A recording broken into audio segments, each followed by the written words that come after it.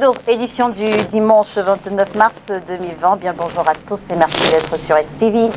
Quand le coronavirus réveille le débat autour des silences présidentiels. Depuis quelques jours, en effet, la toile s'emballe sur une prétendue disparition du chef de l'État.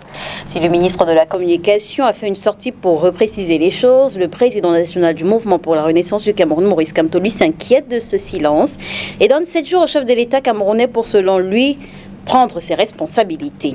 Une communication qui fait grand bruit en ce moment. En tout début d'émission, nous prendrons au téléphone Sostem Médard, l'hypote du MRC.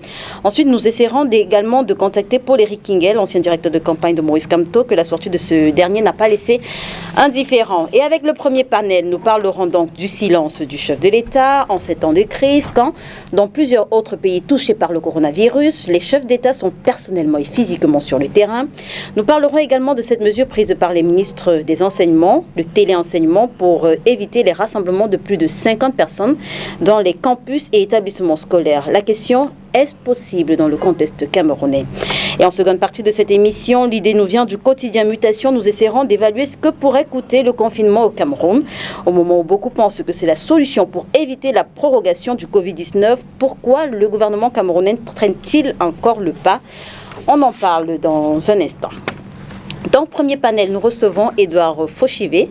Vous êtes enseignant, vous êtes opérateur économique, vous êtes également militant du Rassemblement démocratique du peuple camerounais. Bonjour et merci d'être avec nous ce dimanche. Merci de nous avoir associés.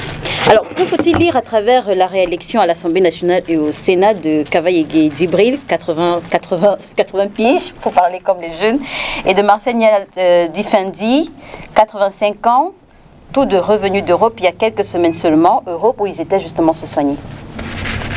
Que faut-il lire à travers cette réélection? C'est une continuité.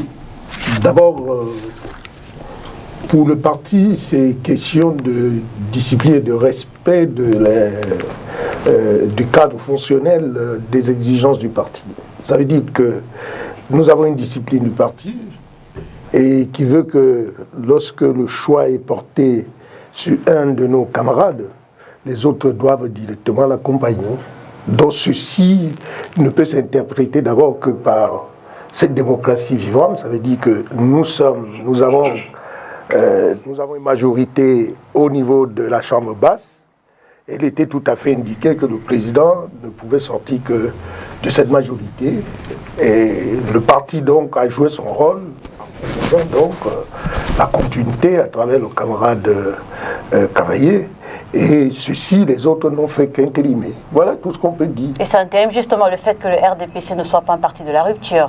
Que dire finalement de la circulaire du secrétaire général du comité central qui avait laissé entendre qu'on devait faire un peu plus de place aux jeunes, avoir les positions de Kavaye Djibril? Mais faire la place aux jeunes ne veut pas dire que... Pas au sommet des institutions en tout cas. Ne veut pas dire que le jeune doit être président de l'Assemblée. Il faut quand même... je crois quand même que... moi qui vous parle, si on me disait...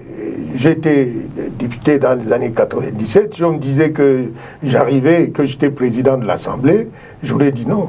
Il faut quand même savoir que c'est une institution qui mérite qu'on puisse d'abord apprendre. Mais je ne vous apprends rien quand je vous dis, quand je vous dis qu'au moment de l'élection de Kavaye Djibril, au moment de poser sa candidature, elle a été fortement contestée. Contestée par qui? Dans son maillot ça va, par des jeunes du RDPC qui eux également attendaient briguer le poste de député. Oui, mais... Et à ce moment-là, est-ce que la circulaire du secrétaire général du comité central n'a pas été foulée aux pieds? N'oubliez pas que les 10 jeunes de l'Assemblée nationale aujourd'hui sont les camarades du RDPC, les 10 plus jeunes députés. Je crois que la voie est tracée et maintenant, il revient maintenant au secrétariat général de comprendre que avec les jeunes qui arrivent de l'autre côté, je vois le PNCC, je vois la mouvance Cabral qui monte, il faudrait qu'on tienne compte déjà n'est-ce pas, d'accompagner les jeunes vers ces responsabilités. Un accompagnement qui dure depuis une trentaine d'années. Finalement, c'est quand l'arrivée? Non, c'est pas... Vous savez, c'est d'abord question de discipline du parti, je vous ai dit. Et donc, au niveau de la discipline du parti, c'est vrai que les jeunes méritent d'avoir une place de choix aujourd'hui. On a l'impression finalement que le RDPC prime sur la République, parce que vous insistez depuis quelque temps sur la discipline du parti, la discipline du parti. Oui. Chez nous, c'est la discipline du parti. Là, celui qui ne veut pas respecter la discipline du parti n'a qu'à aller voir ailleurs. Ici, c'est la discipline du parti. Ouais. Docteur Luison Isomba est également avec nous. Bonjour et merci d'avoir accepté notre invitation ce dimanche. Bonjour Léla, bonjour à tous les nombreux téléspectateurs d'STV. C'est un plaisir d'être convié à ce débat et je salue avec respect l'autre copanéliste, M. le docteur Edouard Enene. Et c'est un plaisir d'être avec lui sur ce plateau. Sur la même question justement, qu'est-ce que ça renvoie à la réélection de Kavaye Djibril, 80 ans, celle de Marcel Niadji-Fendi, 85 ans. Je ne sais pas si vous avez pu voir cette image sur les réseaux sociaux cette semaine. Le président de la République, Marcel Niadji-Fendi et Kavaye Djibril, comme pour dire que le Cameroun est dirigé seulement par... Des gérontocrates ou des octogénaires. Il faut dire. Alors, quelle image ça renvoie?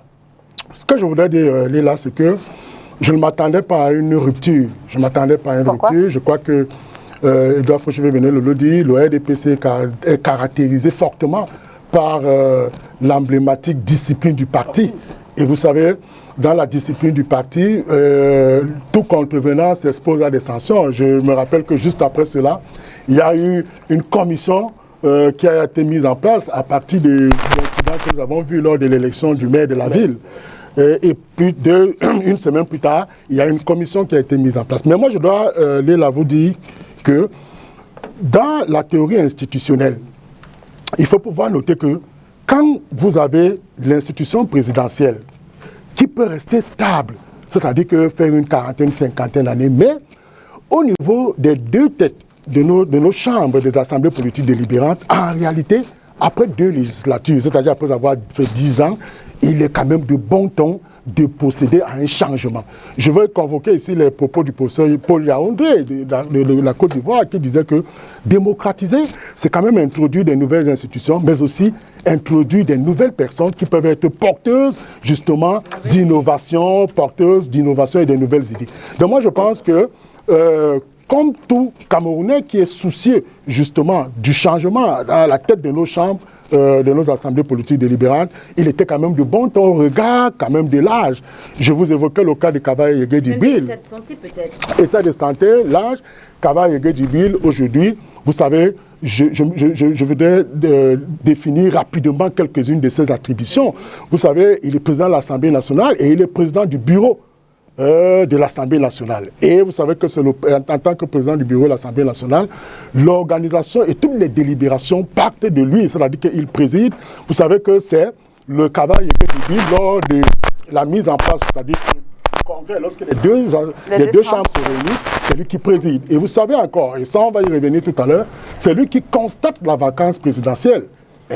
C'est lui qui constate cette vacance. Et même quand le président de la République, parce qu'il est déjà président du bureau, même quand le président, on veut nommer les 3 membres du Conseil constitutionnel, il faut l'avis du bureau. Vous voyez donc que les missions sont tellement énormes et considérables qu'avec aujourd'hui l'état de santé chancelant de Kavaye Djibril, je pense quand même qu'il était de bonne loi qu'on ait une nouvelle personnalité à la tête de l'Assemblée nationale et même à la tête du Sénat. Parce que nous avons vu l'autre jour, les images parlent d'elles-mêmes. Nous avons vu le patriarche Niadji-Fendi marcher. On se rend quand même compte que quand on sait la durée des sessions ordinaires, parfois extraordinaires, des commissions au Parlement, qui peuvent durer pratiquement 2 ou 3 ou 4 heures de temps. Parfois, les parlementaires, les sénateurs se partent de l'Assemblée à près de 3 ou 4 heures du matin. Donc, c'est pour dire quoi, en fait? Pour dire que la rupture s'est posée, en fait, pour que, vous savez, quand on a tout bouge, mais rien ne change. Et ça fait donc que sur le plan psychologique, le peuple estime que rien n'est suffisamment fait et renvoie l'image d'une caisse de résonance, d'une caisse d'enregistrement ou encore d'une chambre d'applaudissement de notre Parlement. Alors, on va prendre au téléphone Sosthène Médard Lipote. Il est en charge de la communication du Mouvement pour la Renaissance du Cameroun. Et avec lui, nous allons essayer d'analyser la récente communication de Maurice Kamto qui s'inquiète, comme bon nombre de Camerounais, de l'absence de Paul Biya sur la scène par ces temps de crise Covid-19. Sosthène Médard Lipote, bonjour, vous êtes avec nous? Oui, bonjour. Bonjour, dimanche.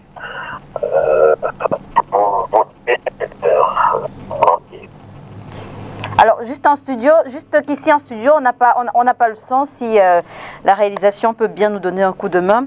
Alors, je le disais, je vous entends. Voilà. Je le disais, avec vous, on va parler justement de cette communication de Maurice Kamto, celle qu'il a faite vendredi. Une communication dans laquelle il s'inquiète, comme bon nombre de Camerounais, de l'absence physique de Paul Biya sur la scène par ces temps de Covid-19. Sous quel prisme est-ce qu'il faut lire justement cette dernière sortie? Sous quel prisme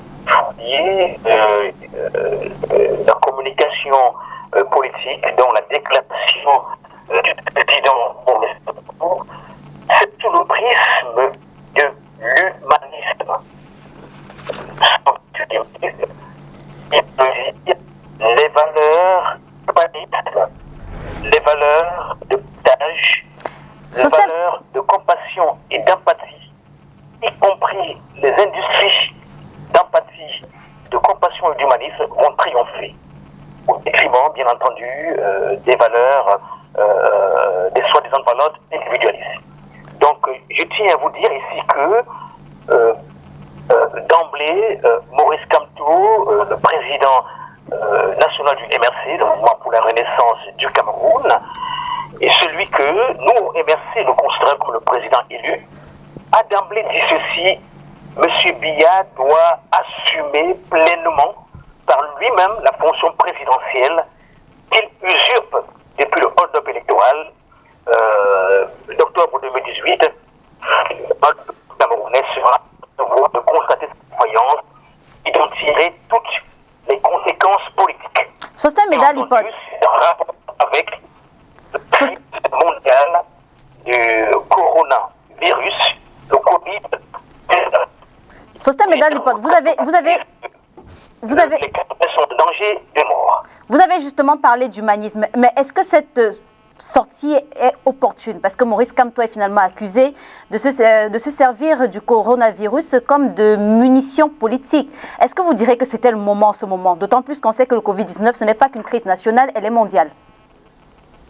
Mais je ne sais pas qui vous paraphrasez lorsque vous utilisez cette expression. Munitions politiques, vous savez très bien qui je paraphrase.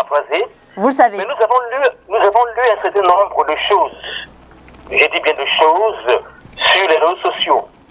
Je vous précise que je suis conseiller de Maurice Kamto, conseiller politique et communication depuis 2012. Je suis le secrétaire national à la communication du Mouvement pour la Renaissance du Cameroun. Je dis ceci en rapport avec votre relance, votre question. Cependant que le président Maurice Kamto exerce, pratique la bonne politique du XXIe siècle, de ce siècle, des courtisans de président à vie, en réponse, s'agite dans une sorte de cacophonie, de bruits assourdissants, de parapolitique médiévale, comme s'ils croyaient au XIIIe siècle. Camerounais lit ces textes.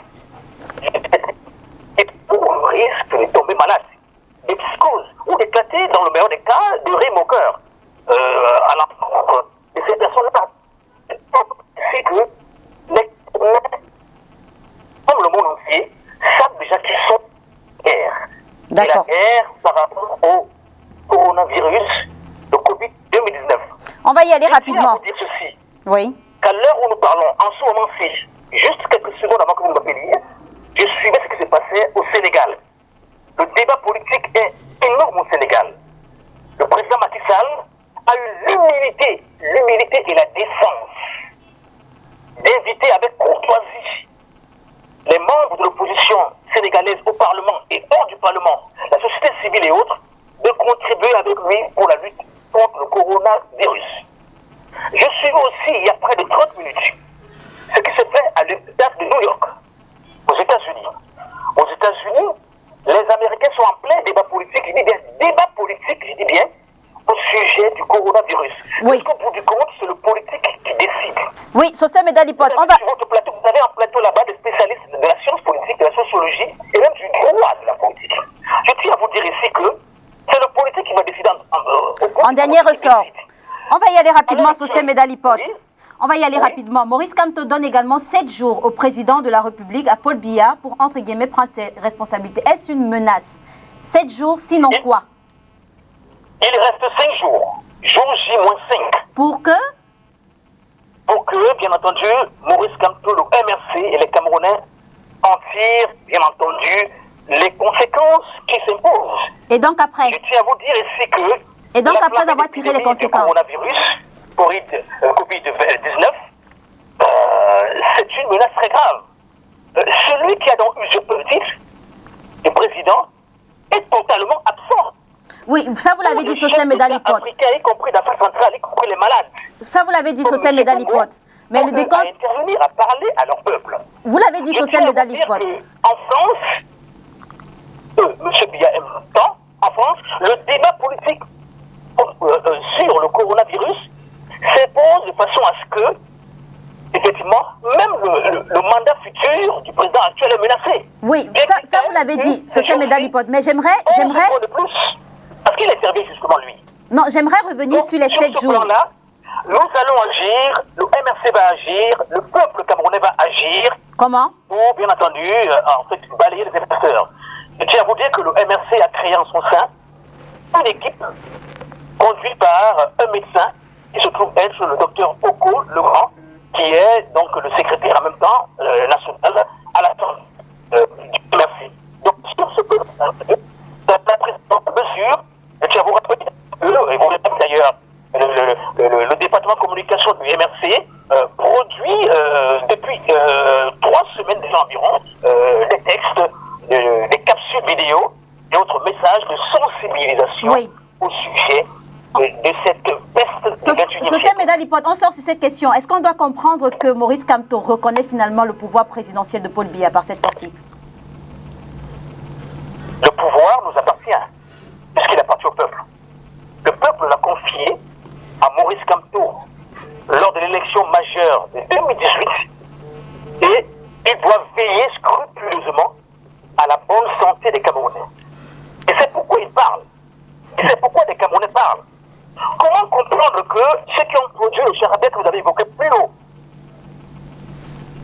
sont allés embrasser le président de l'Assemblée nationale après qu'il eut débarqué, bien entendu, à l'aéroport, sans aucun test. Sosthène Medalipote, c'est un débat. Vous dites qu'ils sont dans le confinement. C'est un débat qu'on a eu déjà. C'est un débat qu'on a déjà eu sur ce plateau. Merci d'avoir répondu à nos questions. Peut-être qu'on va sortir sur cette dernière petite question. On a vu des militants du MRC dans les rues sensibiliser les populations sur justement le coronavirus, mais avec des tenues, avec des enseignes MRC. Sur le plan communication, est-ce que c'est le moment, une telle sortie, est-ce que c'est approprié en ce moment? D'ailleurs, vous avez été vertement critiqué, même par l'un de vos militants. Quel militant? Vous parlez de qui? Pourquoi est-ce que vous ne citez pas les noms de ceux qui s'opposent à nous? Et vous nous citez. Je tiens à vous dire ceci.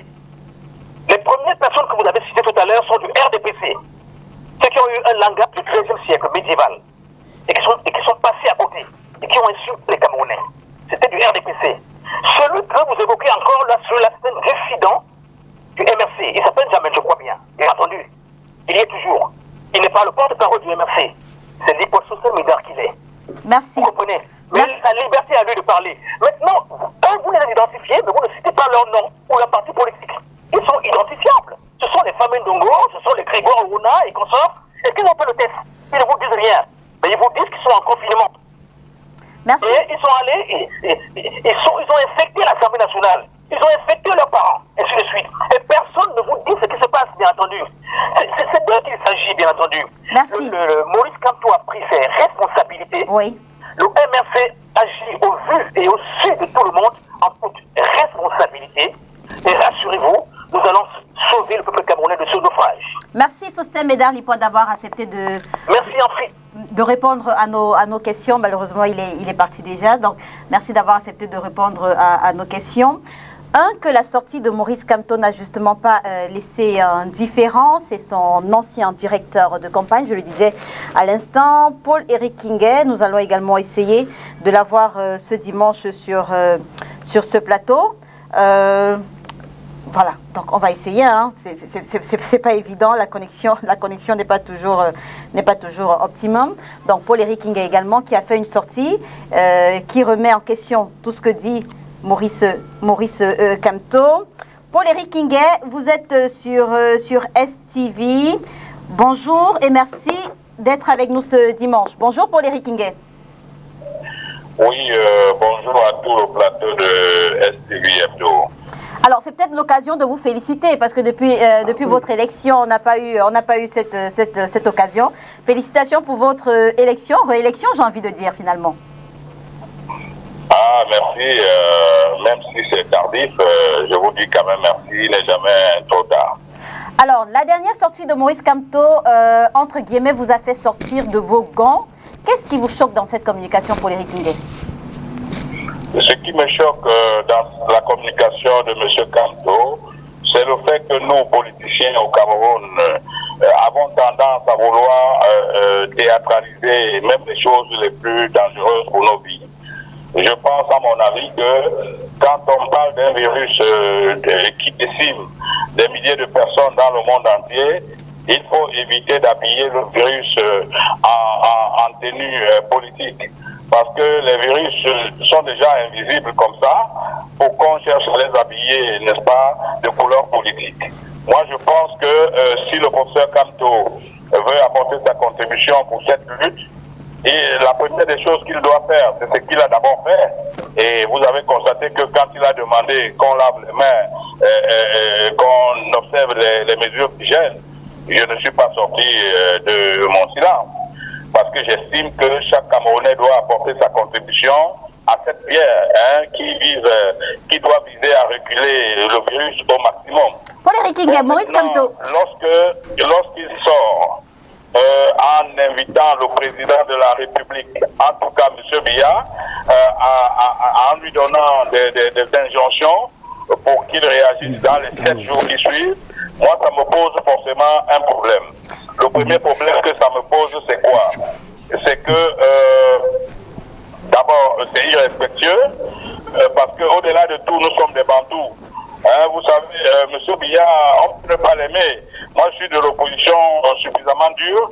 On peut ne pas aimer M. Biya, mais on n'a pas le droit de lui manquer du respect, à ce point, au point de lui donner des injonctions. Surtout quand ça vient d'un individu qui n'est habillé d'aucune forme de légitimité ni de légalité. Mais Maurice Kamto, c'est un citoyen camerounais. Est-ce qu'il n'a pas le droit? Oui, tout à fait. Maintenant, en tant que citoyen. Maintenant, en tant que Camerounais, il peut, quand on est un simple Camerounais, quand on est un citoyen camerounais, on peut parler à son président, mais dans un ton courtois, on ne met pas son président, on ne donne pas des injonctions à un président de la République. Moi, je dis, chaque Camerounais peut interpeller le président de la République, mais cela doit se faire dans des formes de courtoisie républicaine, premièrement. Deuxièmement, je disais que nous sommes des Bantous. Et Maurice Kamto est d'autant plus Bantou que dans la région d'où il sort, on respecte les chefs. On respecte les chefs. Moi, je sors également de cette région à 25%. Donc, je ne peux pas comprendre que Maurice Kamto respecte les chefs traditionnels chez lui et qu'il ne respecte pas le patron des chefs traditionnels. Moi, ça me pose forcément problème. Oui, Paul-Éric Ngué. Nous pouvons être dans des batailles, s'il vous plaît. Oui. Nous pouvons être dans des batailles politiques. Nous pouvons même perdre le Nord dans nos batailles politiques. Mais la seule chose qui doit rester constante, c'est le respect quand même du droit de naissance. Et c'est le respect des affaires de la République. Ici même, ce n'est pas tellement une histoire de droit de naissance, mais c'est une question de la République. On ne dit pas à un président de la République, à toi je donne tel nombre de jours, si tu ne fais pas ceci, je vais faire cela. On va y aller rapidement, Paul-Éric Ngué. On va y aller rapidement. Vous, personnellement, qu'est-ce que vous pensez de l'absence physique de Paul Biya au moment où on voit justement bon nombre de chefs d'État, être les têtes de file dans cette bataille dans leur pays? Qu'est-ce que vous pensez de l'absence physique de Paul Biya? Bon, je voudrais déjà vous dire que je suis un peu surpris. Hein. Moi, je n'ai pas encore entendu le président sud-africain parler. Hein. Je n'ai pas encore entendu le président nigérian parler. Vous savez, le monde compte plus de 150 États. Mais si 9 ou 10 ont parlé, il y a au moins 140 qui n'ont pas encore parlé. Et ça ne fait pas de moins des gens qui s'occupent de leur population. Ça veut dire que ça ne dévalue pas leur contribution à protéger leur population. C'est quoi même cette histoire à vouloir forcément mettre le président de la République partout, même lorsqu'il faut parler d'un virus qui doit entrer dans nos maisons et dans nos WC? Cette histoire-là, moi j'ai envie de comprendre. Non, écoutez, nous avons vu le président italien pleurer à Mondovision. Mais le PM italien pleurer à Mondovision. Mais qu'est-ce que ça a changé? C'est pas parce qu'un président aura parlé que le virus va courir moins, ou bien que le virus doit courir plus fortement. Donc moi je dis qu'il faut savoir raison garder. Nous sommes dans la République et nous sommes menacés. L'espèce humaine est menacée à travers cette pandémie. Il est du devoir du professeur Maurice Kamto d'interpeller, d'apporter sa contribution. Sa deuxième contribution aurait pu par exemple être acheter le matériel minimal, le kit minimal de protection en matière d'hygiène et les distribuer déjà autour de sa propre maison. Vous pensez qu'on est on sert seulement la République en donnant les injonctions à un président de la République? Vous parlez d'injonction, Paul Henri Kingué. Une fois encore, vous avez menacé de révéler certaines choses sur Maurice Kamto. Quand on sait que vous dites ça depuis quelques mois déjà, est-ce que vous avez réellement des éléments compromettants contre Maurice Kamto? Ça ne s'apparente pas un tout petit peu à du chantage, ce que vous faites finalement? Je ne vous ai jamais, je voudrais que cela soit suffisamment clair. Oui. Je n'ai jamais dit que j'ai des éléments compromettants. Maintenant, le qualificatif que vous mettez, ça n'engage que vous. Mais je dis que je dois dire ma part de vérité sur la présidentielle de 2018. Parce que c'est un devoir républicain. Normalement, après une élection, il doit avoir le point qu'on doit faire à la République. Moi, je dis qu'en tant que directeur de campagne de M. Maurice Kamto, et en tant que quelqu'un qui a séjourné avec lui pendant 9 mois en prison, jour pour jour, parce que vous ne devez pas l'ignorer, vous savez que même des mariés vivent difficilement 9 mois dans une chambre. Parce que le marié, l'homme peut aller en séminaire à gauche, la femme en mission à droite et autres. Mais avec Maurice Kamto, je ne suis allé ni en séminaire, ni en mission, ni lui. Donc du coup, on a quand même séjourné 9 mois. J'ai des choses à dire aux Camerounais. Mais maintenant, les gens semblent me dicter leur timing. C'est leur timing. Il y a une chose dans cette planète qui ne me meut pas. On ne me fait pas pression. Premièrement.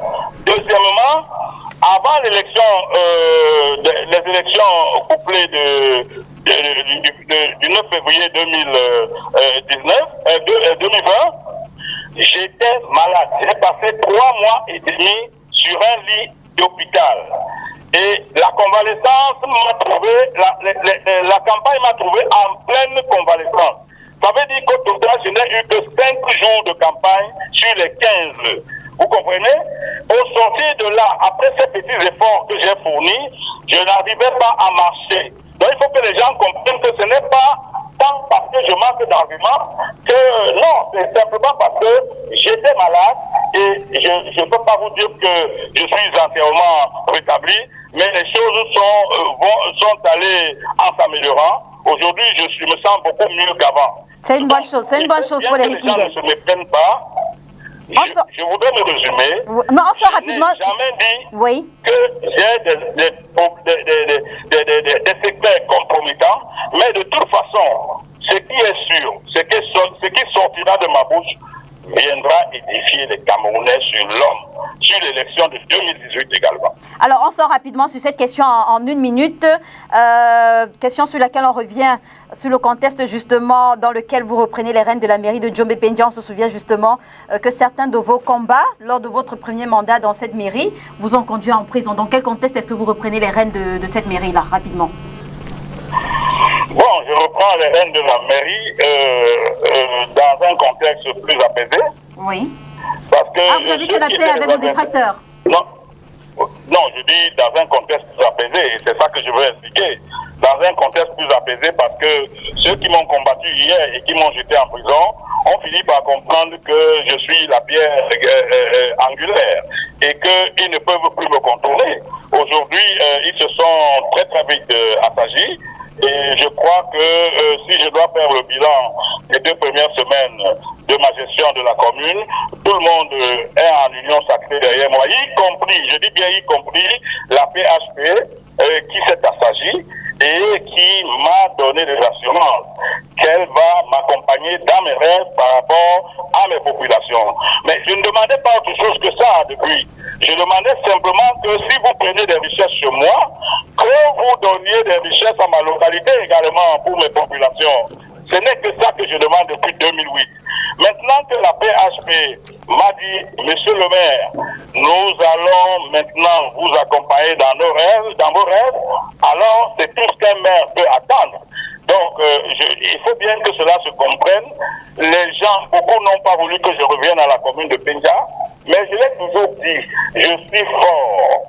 Je suis politiquement fort. Moi, je ne parle pas de vous. Je ne suis pas un politicien moineau. Merci. Donc, je parle. Quand je parle, ça se suit. Merci, Alors, merci. tout le monde sait, on a fait une union sacrée contre moi, c'est-à-dire le MRC, le SDF, le RDPC. Je les ai tous battus et copieusement battus. Merci. Si on allait à l'élection 50 fois, je gagnerais 50 fois. Merci Paul-Éric Kingué. Merci Maintenant, d'avoir... tout le monde est obligé de s'aligner et je dois faire marcher tout le monde au pas normal, selon ma vision, pour que Njombe Penja seul en sorte vainqueur. C'est tout ce qu'on peut vous souhaiter. Merci Paul-Éric Kingué d'avoir accepté de répondre à nos questions ce dimanche. Bon week-end du côté de Njombe Penja. Donc, Pouvez-vous me permettre de placer un dernier mot? Allez-y rapidement, monsieur le maire. Oui, je pense que face à la pandémie du coronavirus, je suis en train de faire un appel patriotique pour la formation de l'Union sacrée de l'opposition face à ce virus. Donc, dans les prochains jours, je vais convoquer une conférence de presse pour m'étaler à ce sujet, parce que je pense que l'opposition doit cesser d'être une opposition de réaction au Cameroun. L'opposition doit être une opposition d'opposition. L'OMS et le gouvernement de la République ont tracé un certain canevas pour préserver les vies de nos compatriotes. Il faut que l'opposition se lève comme un seul homme pour apporter son soutien, n'est-ce pas, au gouvernement par rapport à cette pandémie. Parce que ce n'est pas seulement une simple question d'État, ce n'est pas une simple question de M. Biya, c'est une question de tout le monde. Voilà. Vous, à STV, vous pouvez en être victime. Tout le monde peut en être victime. Merci, monsieur le maire. Il faut que l'opposition se mobilise pour apporter son soutien au gouvernement afin que le virus soit complètement éloigné de la vie de nos populations. Bon week-end, monsieur le maire. Merci d'avoir accepté de répondre à nos questions. Retour sur le plateau. Je précise déjà que 100 militants du MRC sur ce plateau, on ne parle pas de la sortie de Maurice Kamto. Peut-être qu'on le fera dimanche prochain. Donc, le sujet fait débat, docteur. Le sujet fait débat depuis quelques jours déjà. L'absence physique du chef de l'État au devant de la scène, au moment où les présidents, je le disais, de plusieurs pays sont en première ligne. Quelle lecture est-ce que vous en faites? Oui, une première lecture, c'est que la pandémie coronavirus, aujourd'hui classifiée comme telle par l'Organisation mondiale de la santé, est une pandémie mortifère et même mortelle. Au regard de ce que nous avons vu ailleurs, on se rend compte que les autorités, partout ailleurs et même au Cameroun, ont réellement réussi à prendre des mesures fortes à l'effet de juguler cette crise sanitaire. Je dois vous avouer que le président de la République, si je me fie aux dispositions de la Constitution, est celui qui conçoit la politique générale de la nation en son article 5 et le gouvernement en est chargé en son article 11 de son implémentation matérielle et pratique. Et quand nous revenons sur cette question de la présence physique du président de la République, on se rend compte que sur la question du coronavirus, le président a réagi. On l'a vu réagir pour nos compatriotes qui sont en Chine. Il a apporté un soutien substantiel. On l'a vu réagir à travers les Camerounais qui ont atterri et qui sont retournés, je crois, au Kenya. Le président de la République a réagi, il a demandé, il a affrété un avion spécial qui allait les chercher, les ramener au Cameroun. On a également vu le président réagir en ce sens en instruisant au gouvernement de prendre des mesures nécessaires pour la prise en compte de cette crise virale et sanitaire. Là, c'est une action, on peut dire que le président est caché derrière toutes ces actions. Or, on aurait pu quand même, au regard de la gravité de cette crise, voir le président de la République prendre la parole. Parce que je dois vous dire, le président de la République, à la différence ou à l'opposition des sénateurs ou des députés qui représentent la nation, qui représente le peuple, le président de la République, il incarne la nation. Cela veut dire qu'en tant qu'incarnation de la nation, tout le monde a les yeux rivés sur le président de la République. C'est-à-dire que le peuple qui lui a consenti cette souveraineté, parce que chaque citoyen camerounais est dépositaire d'une parcelle de souveraineté qu'il transmet au président de la République. C'est la raison pour laquelle, lorsqu'il y a une crise comme telle, on aimerait quand même voir qui mieux que le président de la République pour monter sur le créneau à l'effet justement d'assurer, à l'effet sûrement de rassurer. Parce que je vais vous dire une chose, quand vous avez des enfants malades à la maison ou vous avez un enfant qui est malade, quand le père vient lui dire que mon fils, tu vas guérir, je vais acheter les remèdes, je vais te faire ceci, vous voyez que tout de suite, l'enfant a une certaine garantie de ce qu'il a l'espoir de vivre. Donc c'est la raison pour laquelle j'estime que le président de la République, on ne veut pas faire des comparaisons pour avoir raison, non, mais le président de la République devrait profiter de cette occasion justement pour communiquer avec son peuple. Et je finis là. Moi, j'ai par contre aimé sa fille qui s'est substituée à lui. On a vu Brenda Biya qui a posé, à mon sens, un acte historique, emblématique, j'allais même dire monumental, parce qu'elle a sensibilisé les Camerounais sur les techniques de prévention de la lutte contre le coronavirus. Et donc, vous suivez les sorties du Premier ministre et des autres ministres qui n'ont reçu aucun mandat du peuple. Est-ce que ça vaut une prise de parole du président Paul Biya?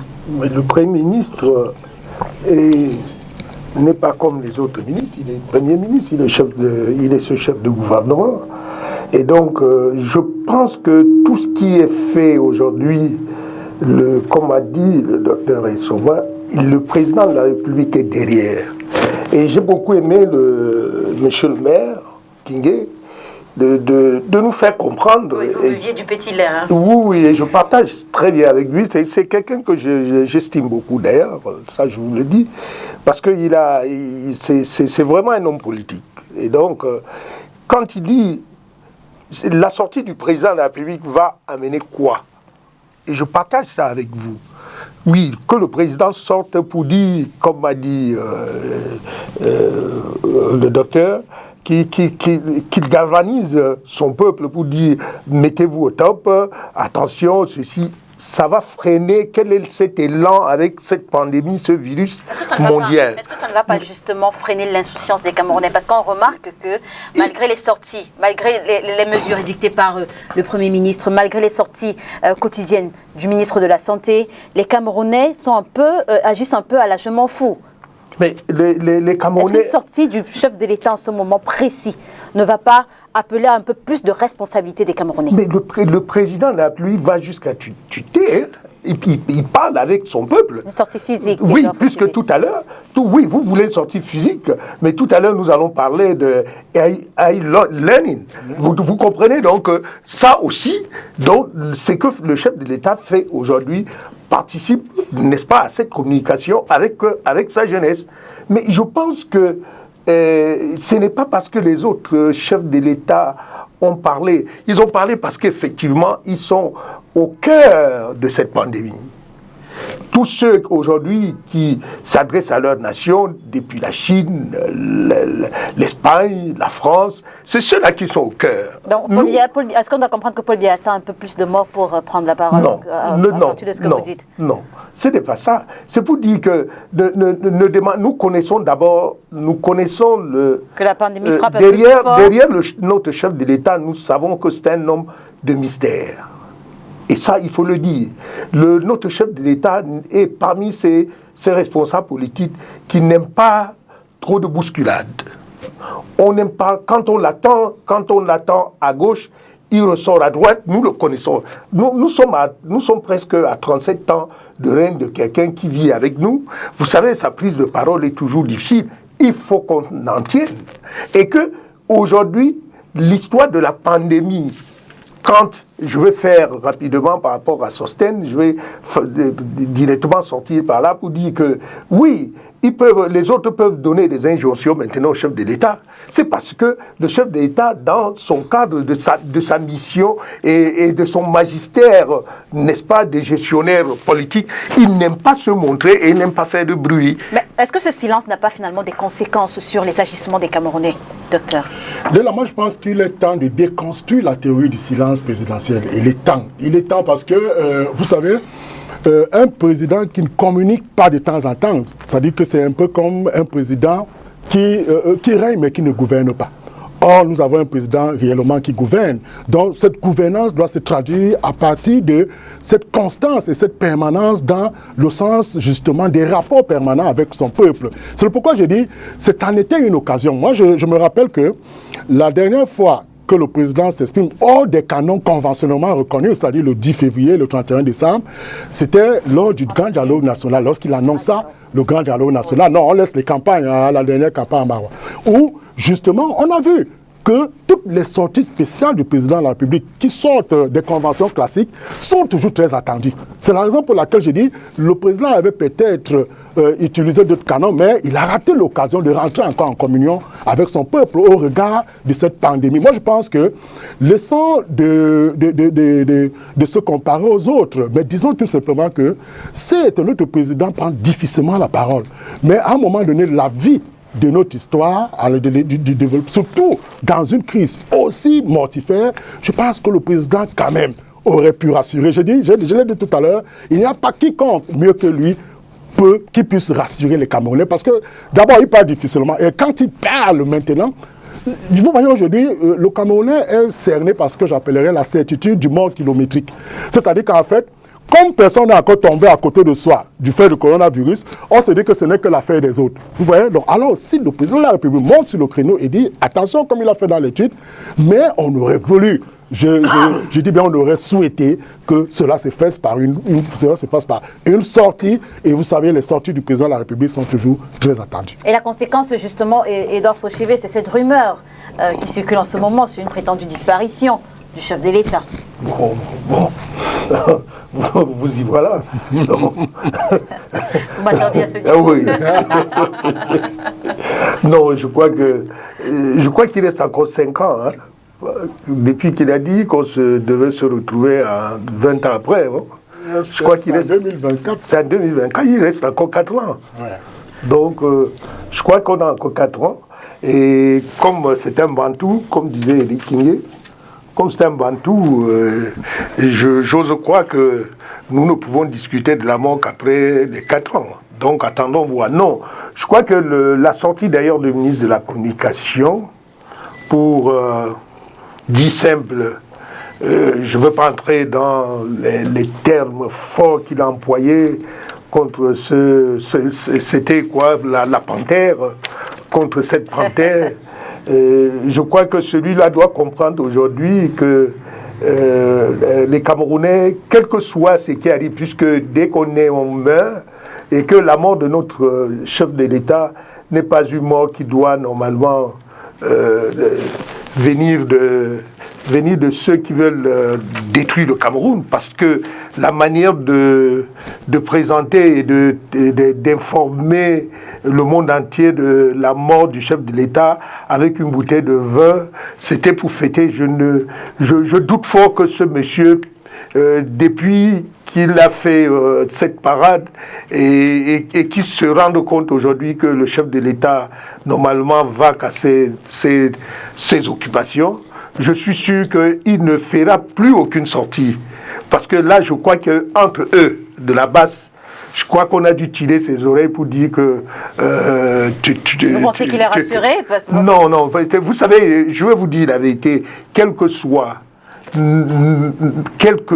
aujourd'hui la bagarre politique, souhaiter la mort de quelqu'un, c'est quand même, pour nous les Bantous, c'est quand même très fort.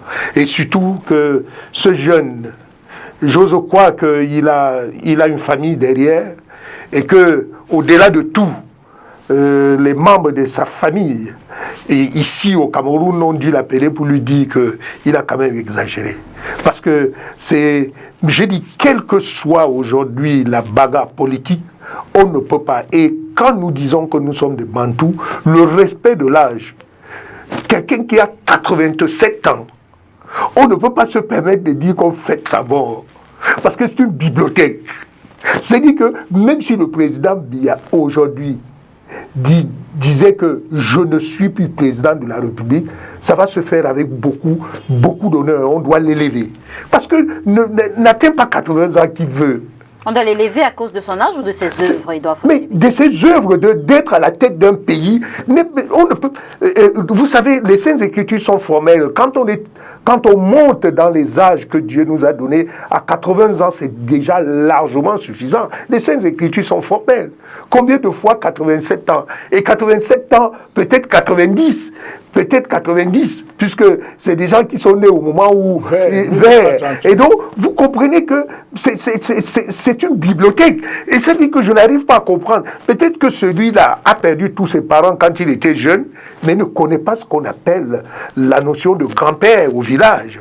Non, le président Biya aujourd'hui, c'est ce baobab dont au village qui donne la fraîcheur et où on vient faire le débat de la réconciliation, n'est-ce pas, de chaque problème interne au village. Docteur, pour parler des mesures prises par les autorités, les ministres des enseignements veulent expérimenter justement l'enseignement à distance au Cameroun. Qu'est-ce que vous pensez de cette option-là? Oui, compte tenu du contexte, il est important qu'on ouvre des voies vers de nouvelles manœuvres. Et je pense qu'aujourd'hui, sous la faveur des nouvelles technologies de l'information et de la communication, c'est possible. Moi, je le faisais déjà, je crois, en 2014. C'est-à-dire que je remettais un support aux étudiants et plus tard, je revenais pour qu'on échange. Mais maintenant, qu'est-ce qu'on fait? Compte tenu du contexte, on met le support en ligne. Et tous les étudiants peuvent télécharger. Et après cela, on pourra faire ce qu'on appelle des conférences de méthodologie ou des séminaires d'information. Vous le faites, mais l'université de Douala en elle-même? Oui, parce que le recteur, déjà, le professeur Magloire, on doit tenir une réunion, je crois, il y a 2 semaines. Non, une semaine, la semaine dernière, je crois que c'était vendredi dernier, où justement, il avait déjà convoqué tous les doyens et chefs d'établissement pour leur dire qu'écoutez, on devrait rapidement s'arrimer aux nouvelles technologies de l'information et surtout s'arrimer à la modernité technologique en mettant des cours en ligne pour que les étudiants puissent les exploiter, compte tenu aujourd'hui du fait que la contagion du coronavirus se fait par des contacts ou par des rapprochements. Edouard Fauchivet, est-ce que cette démarche peut prospérer justement dans le contexte camerounais? Électricité, la connexion Internet est un luxe pour plusieurs. Qui plus est, un rapport 2017 de l'Agence de régulation des télécommunications précisait que le taux de pénétration d'Internet au Cameroun se situait à 35,64%. C'est dire que près de 65% des Camerounais n'utilisent pas l'outil informatique. Est-ce que cette démarche justement peut prospérer dans ce contexte-là? Oui, disons que quand on essaie de voir les inputs qui peuvent participer à ce e-learning, on se rend compte que le ministre d'État, dont le président de la République avait anticipé, doter les étudiants de 500 000 ordinateurs était déjà un pas, parce que il faut dire, ça fait partie des inputs. Si vous voulez déjà être en ligne, il faut déjà avoir soit ce téléphone Android, soit avoir, par exemple, Vous étiez les réseaux sociaux, Edouard Fauchivet. J'imagine que comme bon nombre d'entre nous, vous étiez au courant de ce que les étudiants bradaient ces ordinateurs. Non, ça c'est... N'entrons pas dans... Vous savez, les gens peuvent raconter ce qu'ils racontent. Je parle sous en mettant justement mal leur capacité. Non, c'était jusqu'aujourd'hui, les étudiants, ceux qui ont reçu cet appareil, l'utilisent. Vous avez posé la question de savoir, est-ce qu'on peut... Déjà, pour qu'il y ait, par exemple, cette participation d'études en ligne, il faut qu'il y ait déjà de l'Internet, il faut qu'il y ait le matériel adapté, soit le laptop, soit le téléphone Android. Et il faut effectivement, comme vous avez dit, que l'Internet, n'est-ce pas, que là c'est le coût, parce que là ce n'est plus en termes d'Internet, mais le coût, parce que c'est lui qui reçoit. La centrale étant universitaire, comme l'université de Douala, il faudrait donc que les uns et les autres viennent s'interconnecter dessus. Donc il faut qu'il y ait effectivement l'Internet.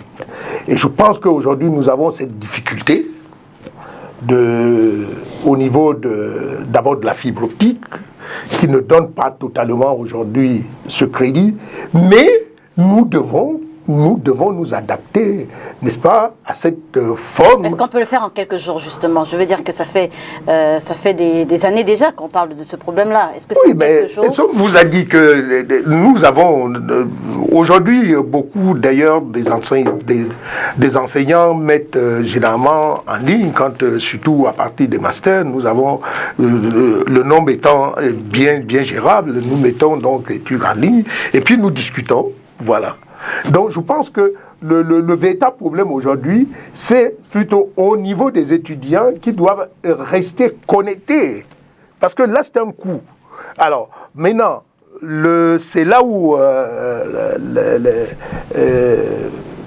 c'est l'ARCEL ou bien l'étude de l'AIT devrait entrer en contact pour que les étudiants aujourd'hui puissent avoir un coût interne favorable, n'est-ce pas, pour qu'ils soient connectés, pour qu'ils puissent avoir dans l'Internet constamment. Sinon, le e-learning ne peut pas aujourd'hui donner. Est-ce que finalement la solution ne réside pas dans la prorogation des examens? Oui, ce sera la première mesure salutaire, parce qu'en réalité, nous venons, si je prends le cas de l'Université de Douala, nous venons d'achever ce que je pourrais qualifier du premier semestre. C'est-à-dire qu'on a fait des examens et le coronavirus tombe au moment où on était prêt de les publier. Donc ça fait de sorte qu'on a pratiquement achevé le premier semestre. Mais maintenant, il faudrait que l'on s'organise pour prendre en compte le semestre suivant en justement s'arrimant à cette méthode-là. Vous savez, on sort du classicisme de l'enseignement où on venait dicter, c'était tellement lourd, vous dictez le cours, après cela... Non, aujourd'hui, c'est un peu plus soft. Il a fallu le coronavirus pour que... Non, là, c'était déjà, je vous l'ai indiqué tout à l'heure, moi je le faisais, je crois, déjà depuis 2013, lorsque j'ai eu la chance de faire le cours de droit constitutionnel des régimes politiques, c'est-à-dire qu'en réalité, je remettais déjà le support aux étudiants, bien avant, ils le lisaient, et quand on revenait, on prend un chapitre, ils posent des questions, on échange, et ça devenait interactif, et ça mettait même en œuvre ce qu'on appellerait, comment dire, la compétence par l'approche, c'est-à-dire qu'en fait, chaque étudiant venait, il vous posait une question, vous apportiez une réponse, et cela débouchait sur le fait que ça permettait aux étudiants d'être actifs, de venir au cours, parce que vous savez aussi qu'il y a un avantage en venant au cours, parce que quand vous venez au cours, rien que la gestuelle de l'enseignant peut déjà vous guider sur certainement une orientation par rapport à l'interrogation qui peut être foutue. Donc voilà un peu ce que nous pouvons dire. Un dernier mot, Edouard Fauchivet, sur cette question? Non, je pense qu'il faut s'adapter aux nouvelles technologies aujourd'hui et que cet ensemble, ce n'est pas au niveau des universités, c'est beaucoup plus maintenant au niveau des fournisseurs, n'est-ce pas, d'Internet. C'est surtout là où je voudrais... Et l'État doit jouer son rôle pour que la disponibilité de cette ligne Internet soit pour permettre que ce genre d'enseignement, n'est-ce pas, à distance puisse se faire. Merci Edouard Fauchivet d'avoir accepté notre invitation ce dimanche. Vous vous êtes beaucoup amusé, je l'ai vu sur le plateau. Merci également à vous, docteur Luisan Essomba, d'être venu ce dimanche.